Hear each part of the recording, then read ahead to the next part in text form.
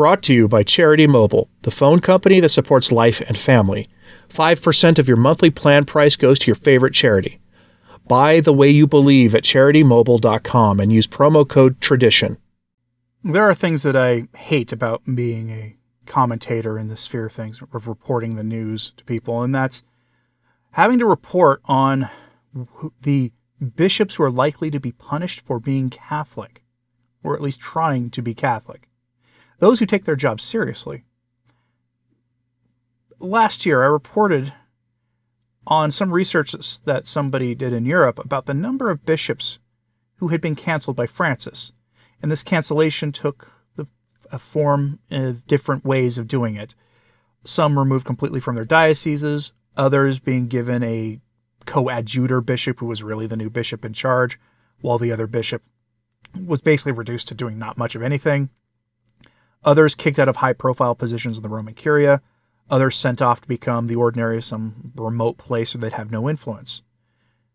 Francis has had a lot of different ways of doing this, but the end result is always the same. Removing a troublesome bishop from a place where he is causing trouble and putting him in some place new where he can't. Either that's retirement or some remote diocese or something. And today, we have news of potentially the next bishop who is going to get the Bishop Strickland treatment. This list continues to grow. There were at least 25 of them beforehand, and this list, unfortunately, continues to grow. And this story will be very familiar to you, not in the names of the bishops and things. I'd never heard of this bishop before this story came across my desk, but because of the method used for it. We've seen this inflicted upon religious groups. We've seen this inflicted on Bishop Strickland. We saw this in Puerto Rico with Bishop Fernandez. And now we have this story. Headline from Info Vaticana. The Vatican orders a fraternal visit to the conservative diocese of Bayonne. This has to do with Bishop Marc Ayet. He is the Bishop of Bayonne. I think I said his name correctly. My apologies if I did not. But we have this story that a bishop who was just trying to do his job, trying to be Catholic, is being punished for it. Because the one thing we're not allowed to have in the church these days are conservative bishops. Remember what Francis said about people who are conservative.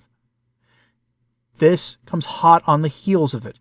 And this story got lost in a lot of other stories going on in the church, including things Vigano said last week, things that were going on in the political realm, things Francis said that caused quite a stir. This bishop is likely to be joining an illustrious list of bishops, including Bishop Strickland, Bishop Fernandez, Cardinal Burke, Cardinal Mueller, and others who have been canceled in one way or another by Francis for being too Catholic. From the article, quote, while the German bishops do and undo as they please without intervention from Rome, the Vatican continues to set its sights on intervening and investigating bishops of good doctrine. Through a statement, the Diocese of Bayonne has confirmed the Holy See has ordered a fraternal visit to the aforementioned diocese. The fraternal visit will be led by Antoine Herard, a Archbishop of Dijon who has already been in charge of the investigation in the Diocese of Fréjus-Toulon. Furthermore, the bishopric has announced that last winter, the Bishop of Tarbes and Lourdes, Monsignor John-Marc Micus, already made a fraternal visit to the two seminaries in the diocese. This fraternal visit will take place during the months of June and July of this year. The visitor is expected to meet with the bishop of the diocese and his closest collaborators, as well as those who have diocesan responsibilities. I commend this visit to your prayers, that it encourages us in our mission to announce the gospel and that it helps us strengthen our missionary communion, adds the Bishop of Bayonne, Marc Ayet. End quote. Now, we're going to pivot here in a moment to the actual statement from the diocese, because the bishop will tell us what's going on himself. But the problem we're going to run into here is this exactly is following the same exact pattern that happened in France. Fréjus-Toulon, you may be familiar with that story. In France, there was a growing amount of traditionalists in that diocese. It was one of the most traditionalist-friendly dioceses in all of France, making it one of the most traditional-friendly dioceses in the Western world. There were practically more traditional masses offered there than in any other place in France. There were They were having a seminarian vocations boom. They had more seminarians than most other dioceses. This got the attention of Francis, who couldn't put up with it, and then installed what many people called a conservative as the coadjutor bishop. A coadjutor is a bishop who has the right of succession upon the retirement of the ordinary. And the first thing this coadjutor bishop did was crush traditional Catholicism in the diocese on behalf of Francis. That was like the first thing he did.